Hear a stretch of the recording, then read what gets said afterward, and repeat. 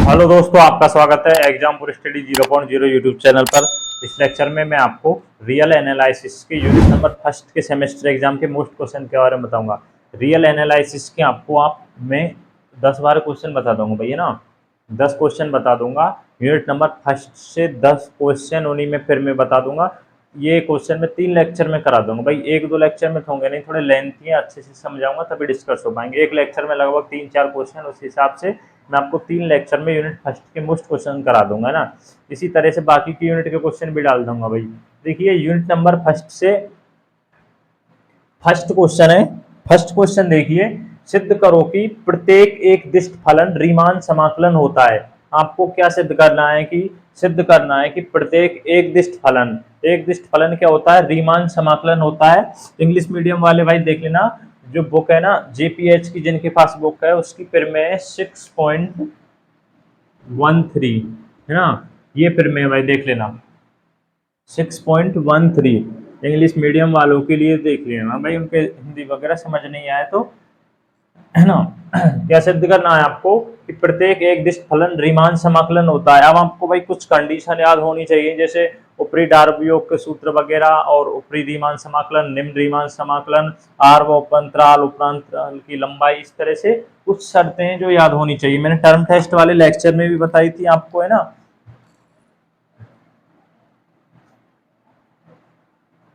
देखिए एक दिष्ट फलन है, कैसा फलन है ये, एक दिष्ट फलन है। तो आप स्टार्टिंग में मान लीजिए, माना एफ एक्स ए कॉमा बी में परिभाषित है, ऐसे मान लीजिए आप। एफ एक्स ए कॉमा, माना एफ एक्स, माना जो फलन एफ एक्स है वो ए कॉमा बी में परिभाषित है। अब जो एक दिष्ट फलन होता है ना भाई, ये दो टाइप से होता है एक दिष्ट फलन। एक तो होता है एक दिष्ट वर्धमान, कौन सा, एक दिष्ट वर्धमान, और एक होता है एक दिष्ट ह्रासमान, है ना। तो आपको दो केस में सिद्ध करना है। केस फर्स्ट में वर्धमान और सेकंड में कि एक दिष्ट वर्धमान रीमान एक दिष्ट वर्धमान फलन रीमान समाकलन होता है, एक दिष्ट ह्रासमान फलन क्या होता है, रीमान समाकलन होता है। इस तरह से सिद्ध करना है। तो मान लीजिए, माना एफ एक्स ए कॉमा बी में परिभाषित है, जो दो फलनों में इस प्रकार विभाजित है। यदि एफ एक्स, पहले मैं केस फर्स्ट देख लिया भाई, केस फर्स्ट लिख देता हूं। केस फर्स्ट देखिए, यदि एफ एक्स एक दिष्ट वर्धमान, यदि एफ एक्स एक दिष्ट वर्धमान फलन है, यदि एफ एक्स क्या है, एक दिष्ट वर्धमान फलन है, जो सर्वप्रथम हम अंतराल ए कॉमा बी में पी का विभाजन करेंगे। अब हम किसका विभाजन करेंगे, आपको अंतराल दे रखा है वो ए कॉमा बी हमने मानकर चला है। तो हम एक लाइन लिख दीजिए, सर्वप्रथम भाई इस तरह से ना आप लिखना होगा, आपको थ्योरेटिकल पार्ट लिख दीजिए, सर्वप्रथम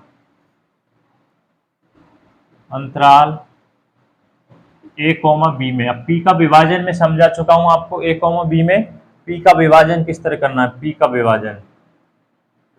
तो देखिए वही सारी कंडीशन है, जैसे तरह से माना कि पी का विभाजन एन समान भागों में किया जाता है, किसमें, एन समान भागों में, जैसे x बराबर ए, x1 x2 और xr-1 xr और xn बराबर v, इस तरह से, है ना। तो यहाँ से p का सबसे समुच्च देखिए हो जाएगा a बराबर x नोट, क्या हो जाएगा, a बराबर x note x1 x2 xr-1 xr और xn बराबर v, इस तरह से लिख सकते हैं। अब आपको क्या कर लिखना है, आर व उपअंतराल, आर व उपअंतराल, आर व उपअंतराल क्या होता है, xr-1 xr, ये क्या होता है, आर व उपअंतराल। अब आर व उपअंतराल की लंबाई निकालिए आप, आर व उपअंतराल की लंबाई ये किस तरह निकालते हैं, डेल्टा आर बराबर एक्स आर माइनस 1। इस तरह से आप आर वे उपअंतराल की क्या निकाल सकते हैं, लंबाई निकाल सकते हैं। अब यहां से आप मैक्सिमम और है ना सुप्री और सुप्रीमम और इन्फीमम देखिए, तो इन दोनों में से आपको क्या देखना है, वो लाइन मिटा दी भैया मैंने, एम आर बराबर सुप्रीमम, एम आर बराबर सुप्रीमम एफ एक्स बिलोंग करेगा X R minus 1 X R में, स्मॉल एम आर निम्नक उच्चक और निम्नक है ना, इन्फीमम एफ एक्स बिलोंग करेगा X R minus 1 X R में। अब यहां से आप उच्चक और निम्नक निकालना है, क्या निकालना है, उच्चक और निम्नक निकालना है। तो देखिए इसमें उच्चक तो क्या होगा, एक्स आर, उस लाइन पर देखना आप, ये निम्नक हो जाएगा, ये क्या हो जाएगा, उच्चक हो जाएगा है ना। जैसे इसमें 1,3 है तो निम्नक क्या हो जाएगा, 1 हो जाएगा, उच्चक क्या हो जाएगा, 3 हो जाएगा इस अंतराल में। तो कैपिटल एम आर बराबर एफ एक्स आर और निम्नक होगा F X R minus 1, F X R minus 1। हम जानते हैं कि जो भाई, अब आपको ना एक फिर में याद होनी चाहिए भाई, इस तरह जो रियल में आप क्वेश्चन करेंगे ना, इसमें आपको या तो सूत्र याद होने चाहिए, कुछ कंडीशन याद होनी चाहिए, कुछ फॉर्म यूज में ली जाती है बीच बीच में है ना। दिख तो रहा होगा ना यहाँ तक, अब इधर से करा दो। नाउ अब देखिए आप L F comma P, L F comma P you, sorry starting में यू लिखना है, U F comma P minus L F comma P. ये डार्वू फिर में देखना भैया, एक फॉर्म है डार्वू फिर में, वो देखना उसकी कंडीशन है ना, इस तरह लिख देते हैं U F comma P minus L F comma P. अब इसको हम किस तरह से लिख सकते हैं, ऊपरी डार्वू योग का सूत्र क्या होता है, सभी जानते हैं, आर बराबर 1 N capital M are delta R minus summation R बराबर 1 small M R delta are, small M R delta are. अब जो वॉइस बंद हो गई थी, मैंने क्वेश्चन तो यहाँ तक कंप्लीट करा दिया था, बहुत है ना, लेकिन अब दोबारा से मेहनत करनी पड़ेगी, इस वजह से भाई ये सबसे ज़्यादा प्रॉब्लम हो रही है इस दो चैलेंज में, शायद उसमें मिस्टेक आ रही है ना। समेशन आगे किस तरह सॉल्व करेंगे, आर बराबर 1 N capital M R minus small M R delta are.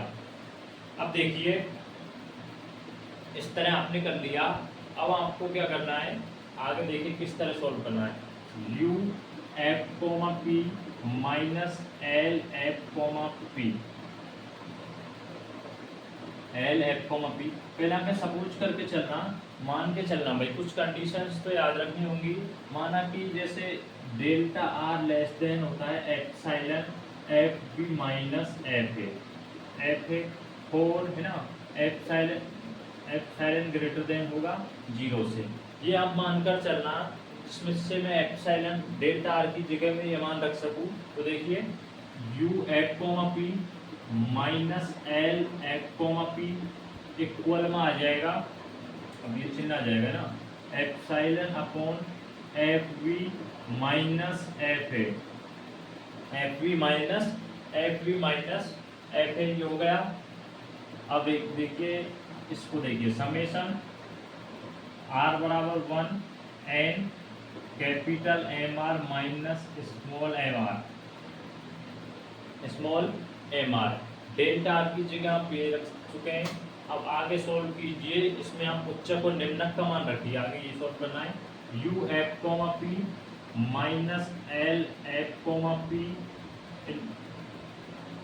हमेशा F sign F minus B F minus A, उच्चक क्या निकल कर आया है, F X R minus F X R minus 1, ये उच्चक निकल कर आया है। प्लस में 1 और मानकर चलना भाई, इसमें ये ध्यान नहीं रहा मेरे, ये मानकर चलना delta R less than epsilon upon F B minus F A plus 1। इस तरह से आप 1 मानकर और चलेंगे तो इसमें 1 ऐड कर देना, तभी आपका क्वेश्चन संतुष्ट होगा ना। दोबारा समझिए, फिर मैं यहाँ से इसको मिटाऊंगा ये ना। सिद्ध करो कि प्रत्येक एक दिष्ट फलन द्विमान समाकलन होता है, ये आपको सिद्ध करना था। एक दिष्ट फलन दो टाइप से होते हैं, एक दिष्ट वर्धमान अनुक्रम और एक दिष्ट ह्रासमान अनुक्रम। तो आपको केस फर्स्ट में देखिए, यदि f एक दिष्ट वर्धमान फलन है तो हम सर्वप्रथम अंतराल a और b में p का विभाजन करते हैं। p का विभाजन किस तरह करते हैं, ये सारी कंडीशंस आप मिड टर्म टेस्ट में पढ़ा चुका हूँ, और इस बार भी उससे रिलेटेड कुछ क्वेश्चन और कराऊंगा भाई। 2-3 लेक्चर में कंप्लीट यूनिट फर्स्ट के क्वेश्चन करा दूंगा। कुछ बुक से देखते जाना भाई, इतना टाइम है नहीं कि मैं साथ में बेसिक करा दूँ ना। बेसिक को मैं बताऊंगा, जिस क्वेश्चन में जो चीज़ कार्य आएगी काम में ली जाएगी उसको मैं बताऊंगा साथ साथ, है ना। पर अलग से कुछ जैसे इस तरह से ये काम में लिए, दारू फिर में ये काम में लिए, सारे आपको कंफ्यूज करें तो आप बुक में जाकर देख लेना है। इस तरह से आप उच्चक और निम्नक याद कर लेंगे, फिर डारू फिर में लगा देंगे, उस हिसाब से समेशन सूत्र लगा कर सॉल्व कर लेंगे। सूत्र याद होने चाहिए, है ना। ऊपरी रीमान समाकलन, निम्न रीमान समाकलन, ऊपरी डारू योग, निम्न डारू योग। आगे देखिए आगे किस तरह सॉल्व करना है।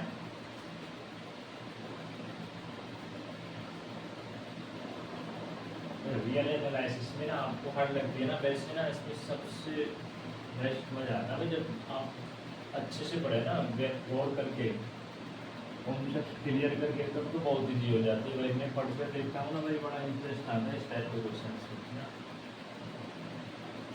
आगे देखिए, आगे आपको किस तरह सॉल्व करना है। Summation U F comma P, इसमें यू एफ कॉमा पी बराबर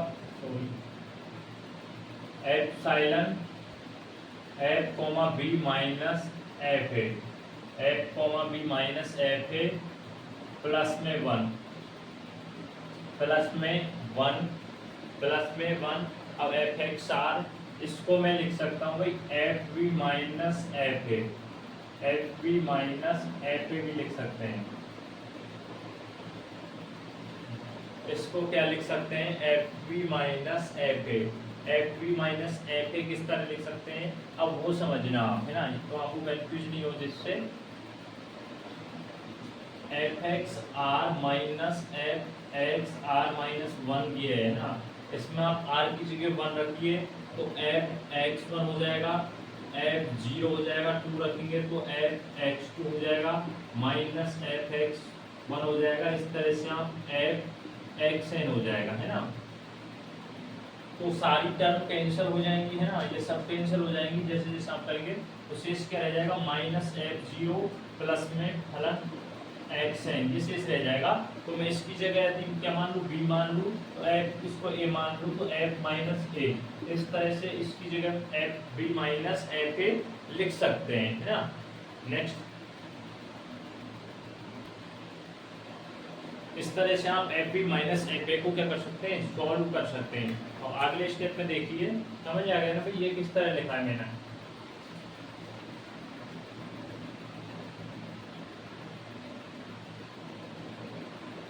इसको बैठा देता हूँ भैया मैं, अब इसका कोई काम नहीं है। स्क्रीनशॉट ले लेना भाई, ये ना थोड़ा ताकि लेंथी क्वेश्चन है भैया ना, टाइम लगेगा तो आपको समझ आ जाएगा। बस आप प्रैक्टिस करके जाना भाई, ये ना कुछ क्वेश्चन है हर यूनिट से लगभग 8-8, 10-10 क्वेश्चन है, इनसे क्वेश्चन बाहर नहीं जाएगा। U F comma P minus L F comma P, L F comma P. अब इसको यदि मैं इस तरह लिख दूँ, F B minus F A फलन B minus F A plus में 1, प्लस में 1 और लेस देन किसके लिख दूँ, 1 के। अब ये है ना लेस देन 1 के दिया। अब आगे आप देखिए now U F comma B होता है ना, यू एफ कॉमा बी वही डालू फिर में minus L F comma P, L F comma be less than होता है एप्सिलॉन से। क्या होता है, लेस देन होता है एप्सिलॉन में। इसका किसका गुणा कर दूँ, 1 का, यानी कोई फर्क नहीं पड़ेगा। एप्सिलॉन ग्रेटर देन किससे होता है, 0 से। और हम जानते हैं कि एप्सिलॉन शायद मैं स्टार्टिंग में बता चुका हूँ आपको ये कंडीशन है ना। आपको सिद्ध क्या करना था कि एक दिष्ट समाकलन एक दिष्ट फलन क्या होता है, रीमान समाकलन होता है। उसमें हम सबसे पहले वर्तमान लेके चल रहे थे। वी नाउ दैट हम जानते हैं कि एल एफ कॉमा पी यानी कि निम्न डार्बू योग लेस देन होता है ऊपरी डार्बू योग से, है ना। इस सारी कंडीशंस आपको याद होनी चाहिए। सर पे ड्रग टेस्ट के लेक्चर में खूब अच्छे से पढ़ी होंगी। लेस देन होता है L F comma P, less than होता है यू एफ कॉमा पी से। तो जीरो से क्या होगा, लेस देन, जीरो से तो ग्रेटर देन होगा। इक्वल कर दे यदि इसको एफ कॉमा पी, क्या F comma P minus, sorry starting में U, minus L F comma P. इसको आप इक्वेशन नंबर सेकंड मान लेना। इसको आप क्या मान लेना, इक्वेशन नंबर सेकंड मान लेना। अब देखिए बाई इक्वेशन नंबर सेकंड से देखिए, zero you F comma P minus L F comma P less than epsilon, क्या आ जाएगा, लेस देन आ जाएगा एप्सिलॉन, यानी कि फलन F belongs to R A comma B. यही आपको क्या करना था, सिद्ध करना। दोबारा से समझना है भाई, एक दिष्ट फलन दे रखा, दो टाइप के होते हैं, एक दिष्ट वर्तमान और एक दिष्ट ह्रासमान। सबसे पहले एक दिष्ट वर्तमान लेकर चले थे, तो आपको वही पी का विभाजन करना है। तो उच्चक और निम्नक निकाल लें, फिर डारूपर में का सूत्र लगाना है, उससे सॉल्व करके इस तरह आप सॉल्व कर सकते हैं ना। फिर भी नाउ दैट हम जानते हैं कि निम्न डार्बू योग लेस देन होता है ऊपरी डार्बू योग से। इसको इस तरह लिखूँ मैं तो सिद्ध हो जाता है कि एफ जो है एक दिष्ट वर्धमान अनुक्रम क्या है, रीमान समाकलन है, जो कि अंतराल ए कोमा बी में विद्यमान है। इस तरह वर्टिकल लाइन लिख दिया करो भैया। अब सेकंड केस देखिए, सेकंड केस फर्स्ट आपने कर दिया ना, तो थोड़ा इजीली डायरेक्टली लिख सकते हैं उसको आप।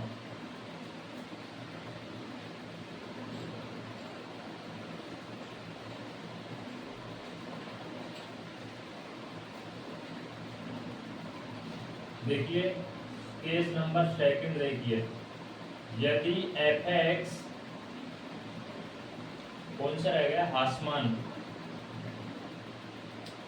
यदि एफ एक्स अंतराल ए कोमा बी में ह्रासमान अनुक्रम है। कैसा अनुक्रम है, ह्रासमान अनुक्रम है। यदि एफ एक्स ए कोमा बी में ह्रासमान अनुक्रम है तो माइनस एफ एक्स अंतराल ए कोमा बी में क्या होगा, ह्रासमान अनुक्रम होगा। यदि एफ एक्स ए कोमा बी में ह्रासमान अनुक्रम है, अब यदि इसमें मान लो कि माइनस एफ एक्स अंतराल ए कोमा बी में भी क्या है, ह्रासमान अनुक्रम होगा। यदि एफ एक्स ए कोमा बी में ह्रासमान अनुक्रम है तो माइनस एफ एक्स अंतराल ए कोमा बी में क्या होगा, ह्रासमान अनुक्रम होगा। इसको इस तरह लिख सकता हूँ, minus F X belongs to R A comma B में, क्योंकि आपको सिर्फ क्या करना है, रीमान समाकलन करना है। रीमान समाकलन ये ध्यान रखना भाई, ये आपको पता है कि जब A F X D X equal है A bar B F X, ऊपरी रीमान समाकलन किसके इक्वल है, निम्न रीमान समाकलन के A B F X D X. F X D X क्या होता है, रीमान समाकलन होता है। ये सारी कंडीशन याद होनी चाहिए। Minus F X greater than R एक आर अंतराल ए कोमा बी में बिलोंग करता। मैं यदि माइनस चिन्ह का और गुणा कर दूं, minus F X R A comma B, तो एफ एक्स बिलोंग करेगा आर ए कोमा बी में। तो यही आपको क्या करना था, सिद्ध करना था कि एक दिष्ट वर्धमान अनुक्रम क्या होता है, ह्रासमान अनुक्रम रीमान समाकलन होता है। अगर आपको फर्स्ट समझ आ गया ना भाई, तो आप सेकंड में इस तरह लिख देना है। इस तरह प्रोसेस मत करना कि सहारा वहीं से पी का विभाजन इस तरह करने की कोई जरूरत नहीं है, हम डायरेक्टली लिख सकते हैं। नेक्स्ट क्वेश्चन नंबर सेकंड देखिए, रीमान समाकलनता के लिए आवश्यक पर्याप्त प्रतिबंध। भाई बहुत ही मोस्ट इंपोर्टेंट क्वेश्चन। वैसे तो मैं 2-3 लेक्चर में जितने भी 8-10 से ज़्यादा क्वेश्चन नहीं कराऊंगा, यूनिट नंबर फर्स्ट से 10 क्वेश्चन कराऊंगा, है ना। जितने भी लेक्चर बने 2 या 3, है ना, सारे ही मोस्ट क्वेश्चन है भाई। Unit number first Riemann integration, वैसे भाई सर ने कॉलेज में नहीं कराए क्वेश्चन यूनिट से, उन्होंने सिर्फ मैट्रिक स्पेस वाली यूनिट कराई है ना। तो भाई वैसे भी इसमें समझने में प्रॉब्लम आती है, तो मैं आपको 8-10 क्वेश्चन अच्छे से समझा दूंगा, खूब क्लियर करके, है ना। तो आप इनकी अच्छे से प्रैक्टिस कर जाना, इनसे क्वेश्चन आ जाएगा भाई। और भाई रियल में आपके बैक नहीं लगनी चाहिए, ध्यान रखना। पिछली बार भी मैंने 2 यूनिट करा दी थी भाई, जब भी उसमें से एक एक क्वेश्चन, 2-2 क्वेश्चन आ गए थे, मतलब लगभग 10-12 नंबर का मैटर आया था भाई उसमें से, है ना। अगर आपके टर्म टेस्ट में भी 10 आ गए, 5 होम असाइनमेंट के 5 वैसे, तो भी भाई 10 नंबर को 20 नंबर हो रहे थे टोटल। पता नहीं जब भी तुम्हारे बैक रीजन क्यों भाई, तुम्हारी भी गलती नहीं है भाई, सर्जन कॉपी किस हिसाब से चेक करते हैं। रियल एनालिसिस में शायद जितने में आप करके आओगे ना, उसमें से आधे ही नंबर मिल रहे हैं। देखिए नेक्स्ट क्वेश्चन देखिए, एक बार आप कथन को अच्छे से पढ़िए। रीमान समाकलता के लिए आवश्यक पर्याप्त प्रतिबंध लिखिए। भाई अब वॉइस अच्छी आ रही होगी ना भैया, ब्लूटूथ लगा लिए इस वजह से। इससे पहले के क्वेश्चन में प्रॉब्लम आ रही होगी, उसके लिए थोड़ी मैं क्षमा मांगता हूँ आपसे। कथन है, ये वास्तविक मान फलन एफ ए कॉमा बी में परिबद्ध है। माना वास्तविक मान फलन एफ ए कॉमा बी में परिबद्ध है। सिद्ध कीजिए कि फलन एफ तभी और केवल तभी रीमान समाकलनीय है जब प्रत्येक के लिए एप्सिलॉन ग्रेटर देन क्या हो, 0 हो, के लिए ए कॉमा बी का ऐसा विभाजन पी विद्यमान हो कि इस तरह से विभाजन हो। तो आपको इसको 2 केस में सिद्ध करना है। इसमें केस में सिद्ध करना है। आप एक बार कथन को अच्छे से पढ़ना। ये वास्तविक मान फलन एफ ए कॉमा बी में परिबद्ध है। वास्तविक मान जो फलन एफ ए कॉमा बी में परिबद्ध है, सिद्ध कीजिए कि फलन एफ तभी और केवल तभी रीमान समाकलनीय है जबकि प्रत्येक कंडीशन में एप्सिलॉन ग्रेटर देन 0 के लिए ए कॉमा बी का ऐसा विभाजन विद्यमान हो, इस तरह से ना। तो देखिए केस फर्स्ट में देखिए,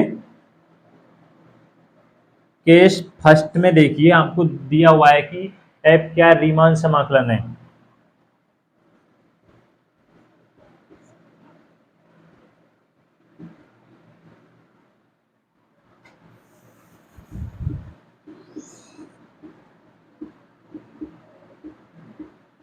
आपको सिद्ध करना है रीमान समाकलनीयता के लिए इस कंडीशन में विभाजन हो ना।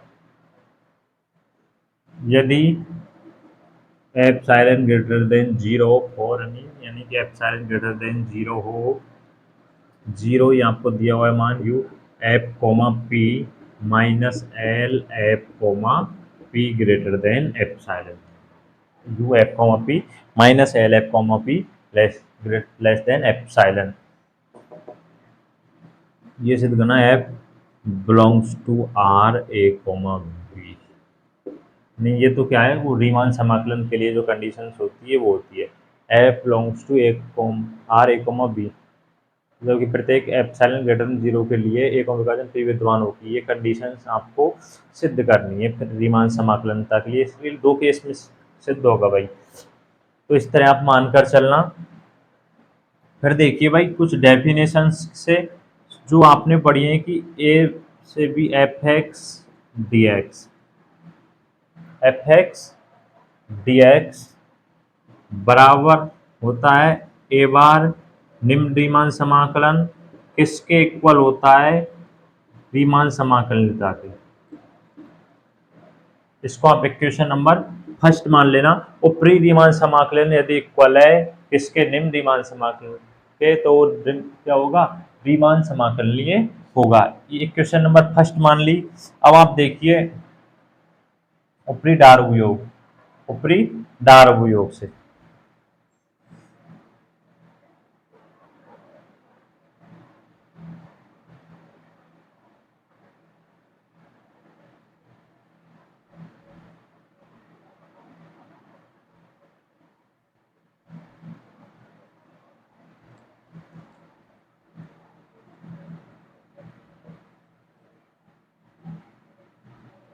You F comma B summation A से B bar F X D X, F X D X U F comma P summation A से V R F X plus में एप्सिलॉन होता है। वैसे तो ये कौन सी है, डार्वियो वाली फॉर्म है ना, वो है। मैं इसमें टू किस तरह से और लिख दूँ डिवाइड करके। इक्वेशन नंबर सेकंड मान लेना, दिख तो रहा होगा ना यहाँ तक, यहीं तक दिखेगा भाई आपको, है ना। और किससे लिखना है ये, डार्वू थ्योरम है ना भाई, उससे लिखना है। डार्वू थ्योरम से एक लाइन लिख देना, या मैं दोबारा से कि भाई डार्वू थ्योरम से जब एप्सिलॉन ग्रेटर देन क्या हो, जीरो हो, है ना। इस तरह से आपको, अब देखिए वही डार्वू थ्योरम से एल एफ कोमा पी होगा ग्रेटर देन ए से A bar B bar F X D X, यहाँ माइनस आ जाएगा एप्सिलॉन अपॉन टू। अब यदि इसमें मैं माइनस चिन्ह का गुणा कर दूं तो देखिए L F comma P A bar B F X plus में एप्सिलॉन अपॉन टू। इसको इक्वेशन नंबर आप थर्ड मान लेना, इसको आप इक्वेशन नंबर क्या मान लेना, थर्ड मान लेना।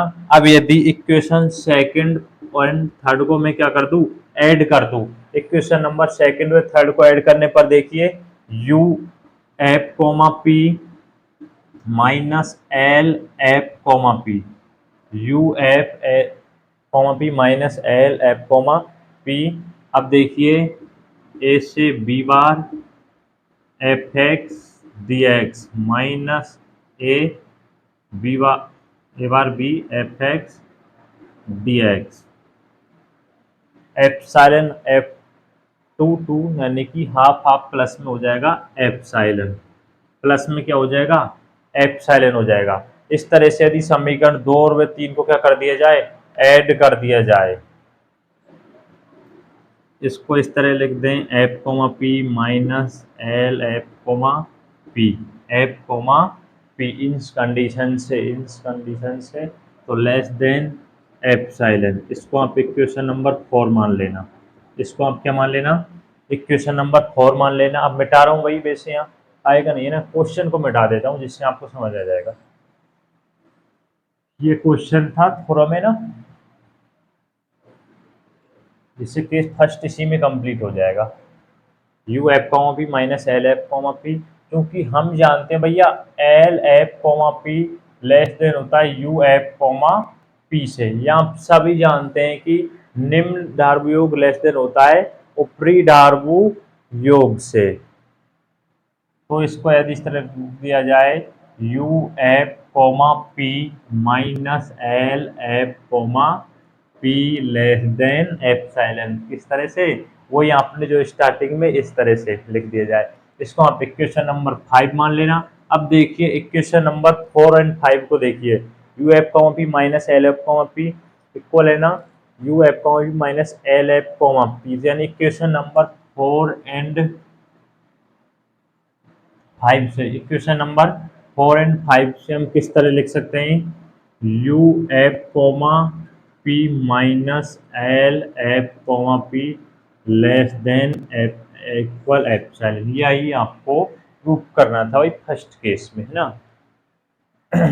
बड़ा इजी है भाई, हार्ड नहीं है। आपको हार्ड लग रहा होगा लेकिन कुछ नहीं है, वही ऊपरी डार्वयोग निम्न डार्वयोग निम्न रीमान समाकलन ऊपरी रीमान समाकलन, वही सारी चीजें यूज में ली जा रही हैं। अब देखिए आप केस नंबर सेकंड देखिए,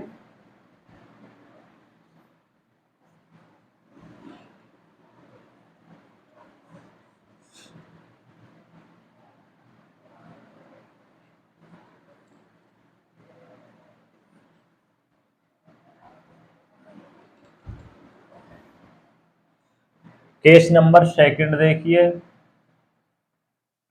माना प्रतिबंध लेट और एप्सिलॉन ग्रेटर देन क्या, जीरो, और नहीं माना प्रतिबंध एप्सिलॉन ग्रेटर देन जीरो, वही जीरो से less than U F comma P minus L F comma P less than epsilon. इस तरह से वही आपको ये दिया हुआ है क्वेश्चन में, है ना, सत्य है क्या है, इसको आप सत्य मानकर चलना, ये सत्य है ना। केस फर्स्ट से आप स्पष्ट कर चुके हैं। हमें सिद्ध करना है कि एफ क्या एक रीमान समाकलन है।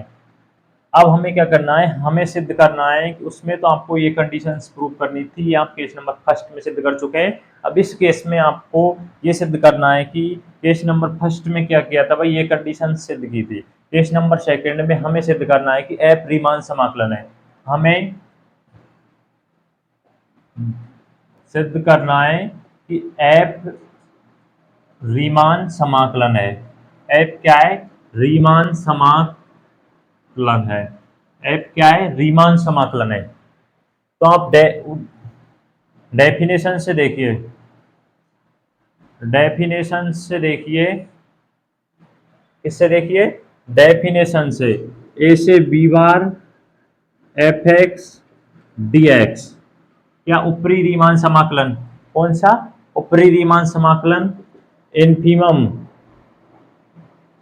Infimum U F comma P, U F comma P, P belongs to P A comma B. ये भाई ये सारी कंडीशंस बताई थी मैंने ना टर्म टेस्ट के, जब आपको क्वेश्चन कराए थे, जब सारी कंडीशंस बताई थी, ऊपरी रीमान समाकलन, निम्न रीमान समाकलन के सारे।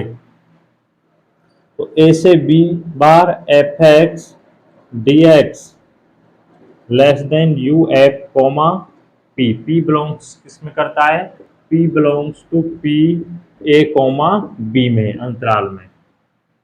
ये आप किसके लिए लिख चुके हैं, ऊपरी रीमान समाकलन के लिए। अब आप निम्न रीमान समाकलन के लिए लिखिए, A bar B F X D X बराबर supremum U, sorry L, F comma P,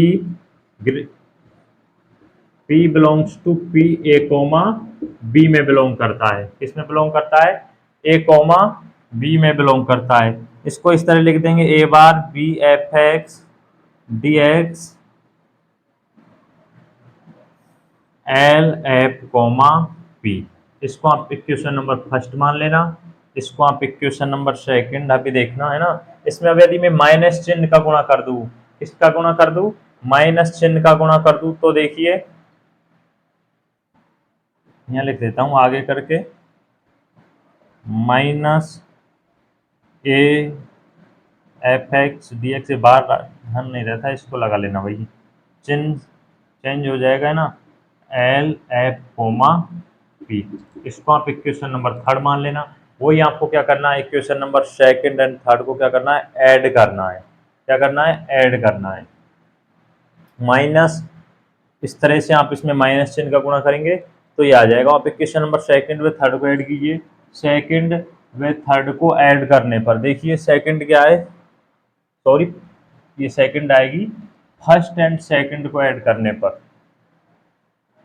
ए से B bar F X D X minus A bar B F X D X F X D X less than equal U F comma P minus L F comma P के, U F comma P minus L F comma P.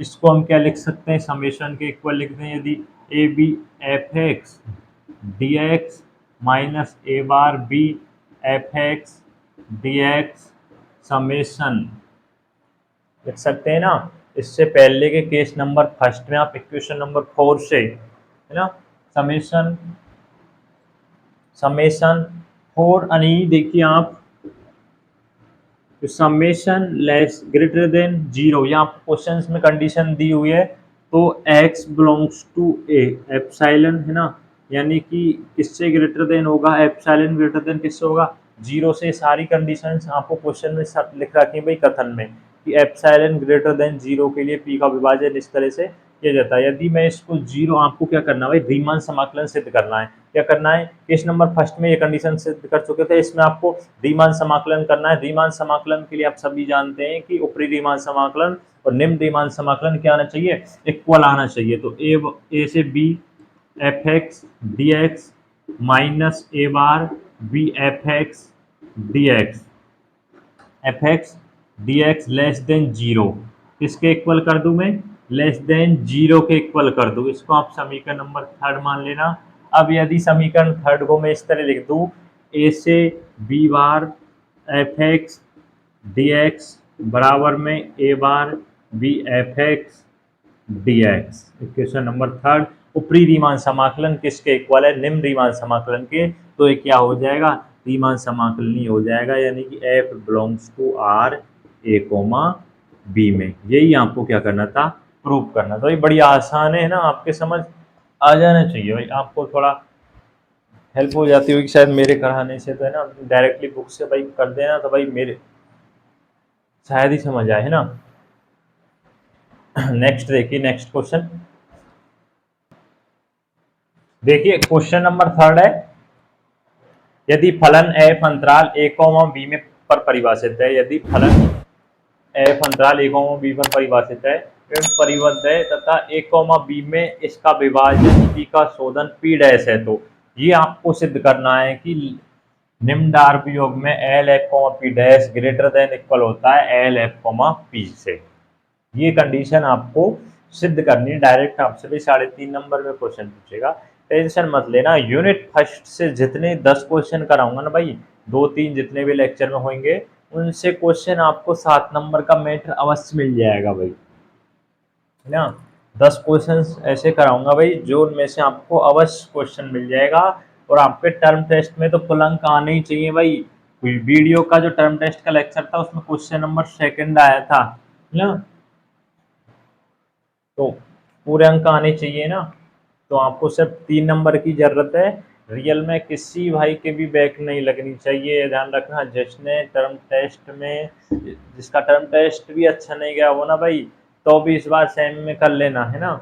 वैसे सारे का अच्छा गया होगा, लगभग उस video को 9 से 1000 के समथिंग भी पहुंच गए भाई, है ना। सारों ने देखी तो भाई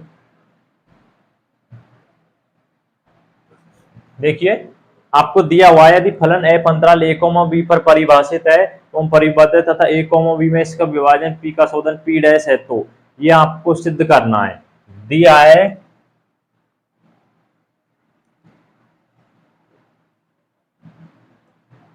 यदि एफ एक्स समवृत्त अंतराल किसमें परिभाषित है, ए कोमा बी में परिभाषित है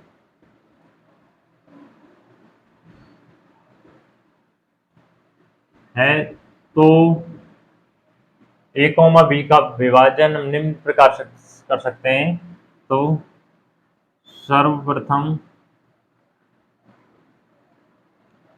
अंतराल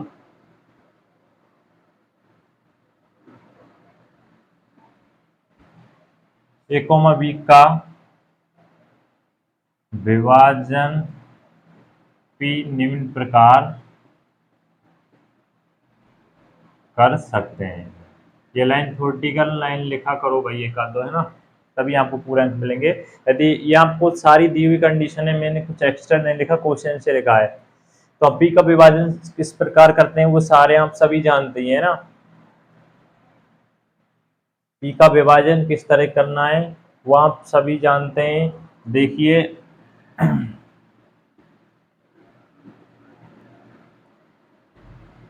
एक्स नॉट बराबर A, x1 x2 X R minus one, इस तरह से एक्स आर और एक्स एन बराबर बी। बी तो पी का आप क्या लिख सकते हैं, समुच्च एक्स नॉट बराबर A, X one X two X three dot dot X R minus one X R X N बराबर में बी, इस तरह लिख सकते हैं भाई। ये कंडीशंस तो हुई किसके लिए, इसके लिए एल एफ कोमा पी के लिए। लेकिन अब पी डैश के लिए, किसके लिए, पी डैश के लिए इसमें ध्यान रखना एक अवयव एक्स्ट्रा आ जाएगा। क्या जाएगा, एक अवयव एक्स्ट्रा आ जाएगा। वो अवयव मैं मान लेता हूँ एल्फा है भैया ना, इनके बीच में क्या मान लेता हूँ, एल्फा मान लेता हूँ।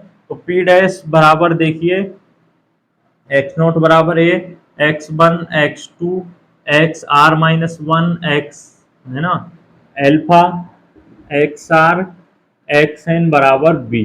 एक अवयव एक्स्ट्रा मान ले, क्योंकि क्यों मान लीजिए, ये देखिए P belongs to P dash, ये कंडीशन है।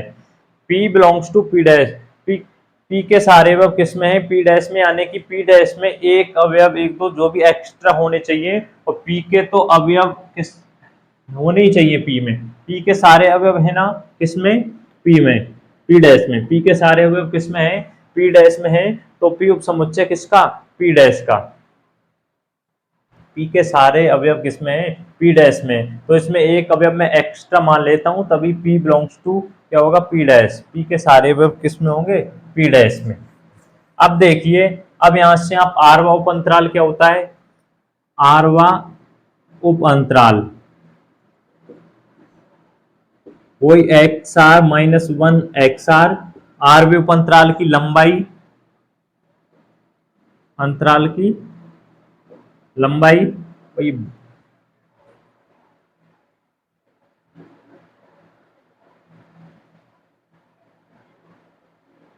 ब्लर हो रहा था भाई हल्का से, है ना। आर में अंतराल की लंबाई होगी डेल्टा आर बराबर एक्स आर माइनस वन। काफी प्रॉब्लम चल रही है भाई, पहली वीडियो में 2-3 दिन से शायद हर वीडियो में एक क्वेश्चन दोबारा से कराना पड़ रहा है। आर में उपअंतराल की लंबाई है ना हो गई। अब यहाँ से आप उच्चक व निम्नक निकालिए भाई, है ना। उच्चक देखिए, पी अंतराल इसके लिए निकालिए पहले। पी अंतराल के लिए कैपिटल एम आर, क्या? कैपिटल एम आर बराबर supremum, supremum F X belongs to X R minus one X R. ये किसके लिए निकाल रहे हैं? पी अंतराल के निकाल रहे हैं। उच्चक निम्नक हो जाएगा इन्फीमम, शायद भाई दिख भी रहा हो, है ना, देख लेना, है ना, नहीं तो आप लिख लेना इस तरह से X R minus one X R. ये तो किसके लिए हो गया? पी अंतराल के लिए। जब यहां से अंतराल कहां से कहां हो? एक्स आर माइनस वन से और एक्स आर के हो। अभी अब कहां हो? एक्स आर माइनस वन से एक्स आर तक। तो पी अंतराल के लिए इस तरह उच्चक निम्नक निकाल सकते हैं। अब देखिए पी डैश में, जब अंतराल एक्स आर माइनस वन से एल्फा अवयव तक हो, इस तक हो ना, तब आप किस तरह निकालेंगे उच्चक? देखिए एम आर डैश बराबर सुप्रीमम एफ एक्स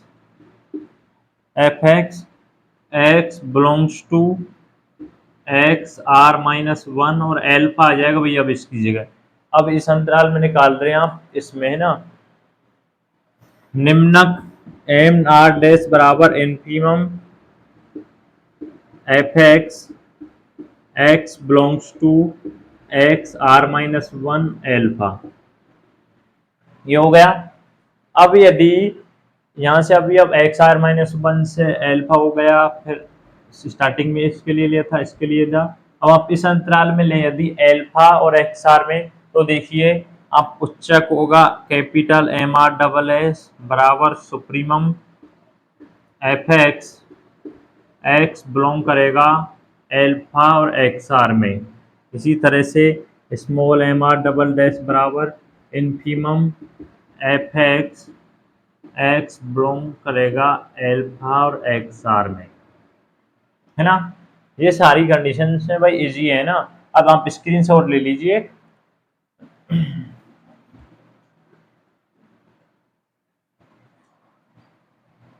इसको मैं ऊपर लिख देता हूँ, ये आपको सिद्ध करना है। L F comma P greater than L F comma P, ये डैश में है ना। जो चीजें काम में आएंगी, हाँ भाई ये लाइन तो काम में आती है ना।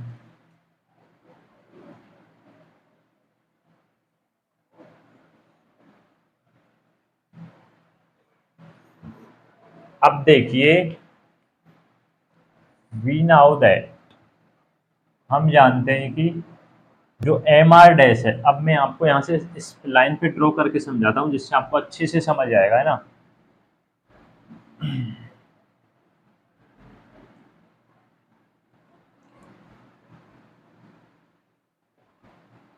ये निम्नक एम आर और ये कैपिटल एम आर, ये निम्नक है वो क्या है? उच्चक कैपिटल एम आर।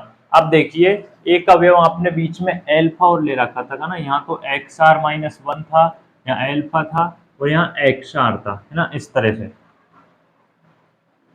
इस तरह से। अब देखिए जो एम आर डबल डैश है, सॉरी एम आर, क्या M R dash less than होगा कैपिटल एम आर से, किससे होगा, कैपिटल एम आर से, और एम आर डबल डैश भी लेस देन होगा कैपिटल एम आर से, किससे लेस देन होगा, कैपिटल एम आर से, इक्वल का चिन्ह लगा देना, है ना।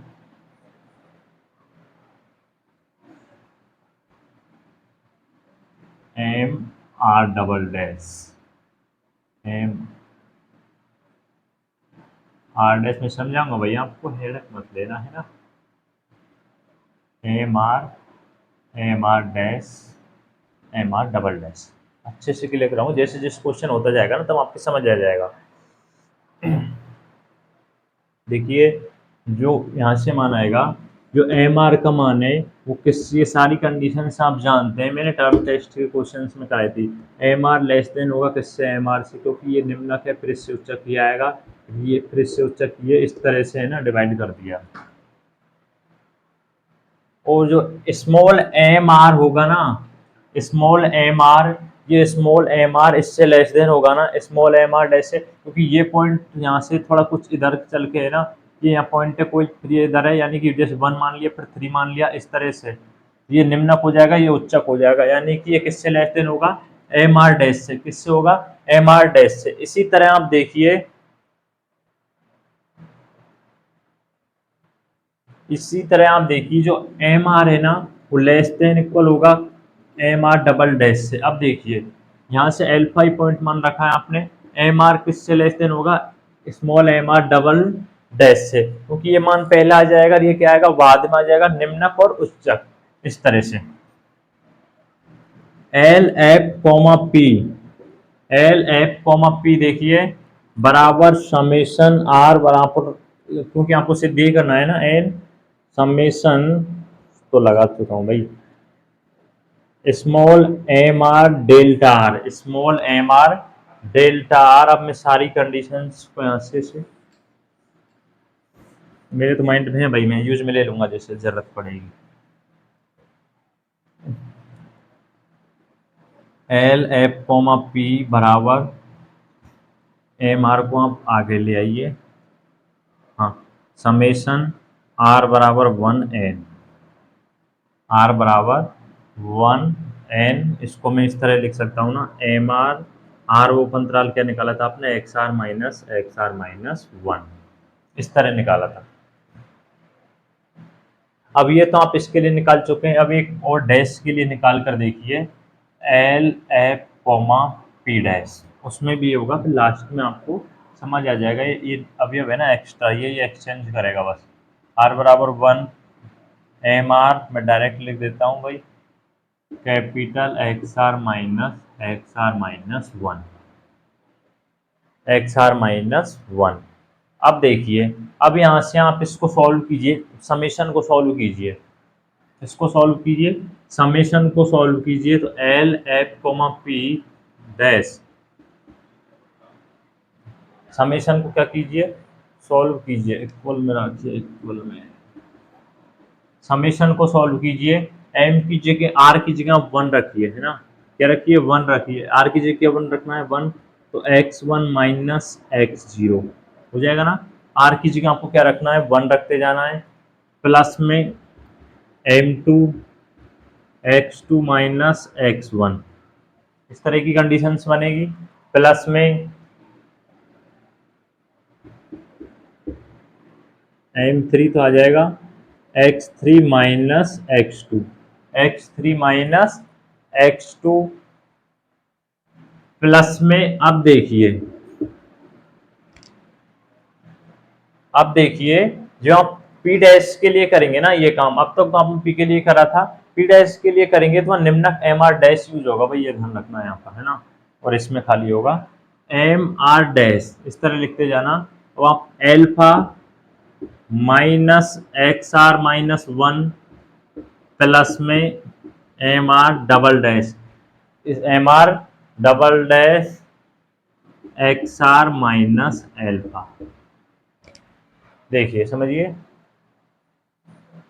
इस तरह आप इसका विभाजन कर सकते हैं। जब पी डैश के लिए लिखेंगे तो आप एम आर डैश देखिए, एम आर डैश है ना, ये सारी कंडीशंस यहाँ शो हो रही हैं। M R dash greater than होता है इससे, एम आर से ग्रेटर देन होता है एम आर डैश। इस तरह से आप इसको सॉल्व करके लिख सकते हैं। आगे और स्टेप में देखिए एल एफ कोमा पी। अब यहाँ देखिए, अब देखिए जो एम आर है ना लेस देन होता है इससे, किससे, capital sorry M R dash से, यानी कि एल एफ को पी डैश इसमें शो हो रहा है ना डायरेक्ट, तो आप एक स्टेप और कर दीजिए इस तरह से m1 x1 minus x2 plus में m2 x2 minus x1, m2 x2 x minus 1 plus में M R alpha X R minus 1 plus में M R X R minus alpha plus में आप एम एन तक एम एन लिख दीजिए last में, M N X N minus 1। भाई जो सारी जो ये तो आपका सिर्फ समेशन खोलने का है ना, वैसे तो शो तो यहीं से हो रहा है इन कंडीशन से, क्योंकि जब आपने एल एफ को पी ये निकाला था इस तरह निकाल लेंगे, तो एल एफ को पी डैश के लिए निकाल लेंगे। तो ये सब कंडीशंस ध्यान रखना कि एम आर जो मान है वो किससे लेस देन होता है, इससे होता है, यानी कि ग्रेटर देन होता है ये मान। एम आर डैश किससे ग्रेटर देन होता है, एम आर से। तो जो सो आपको सिद्ध करना था वो सिद्ध हो जाएगा कि L F comma P dash greater than equal होगा एल एफ कोमा पी के, एल एफ कोमा पी के। यही आपको क्या करना था, प्रूव करना था। वैसे इस थ्योरम में भाई दो कंडीशन और है ना, लेकिन वो भी इजी है ना, बाकी आपसे एक ही पूछेगा, ये भी पूछेगा ये कई बार है ना, तो आप इसकी अच्छे से प्रैक्टिस कर जाना। इस लेक्चर में मैं आपको 3 थ्योरम बता चुका हूँ, फर्स्ट सेकंड तीनों थ्योरम ही थ्योरम में, भाई कोई एग्जाम्पल वगैरह नहीं था। तीनों थ्योरम की अच्छे से प्रैक्टिस करना, बाकी के नेक्स्ट लेक्चर में कराऊंगा। मैंने बोल दिया मैं आपको टोटल 10 क्वेश्चन कराऊंगा, जिस हिसाब से होंगे शायद 45-40 मिनट का लेक्चर हो गया होगा, शायद 45 मिनट का तो आराम से हो गया। हर क्वेश्चन में 17-18 मिनट इजीली लग गई है ना। तो आप अच्छे से तैयारी करें भाई, वीडियो को ज़्यादा से ज़्यादा शेयर करें जिससे और दोस्तों को हेल्प हो सके। वीडियो को लाइक करें और चैनल को सब्सक्राइब कर दिया। फिर आप टेंशन मत लेना, मैं सारे क्वेश्चन करा दूंगा, जितने लगभग 3 यूनिट से तो कराऊंगा ही भैया, है ना, ठीक है ना।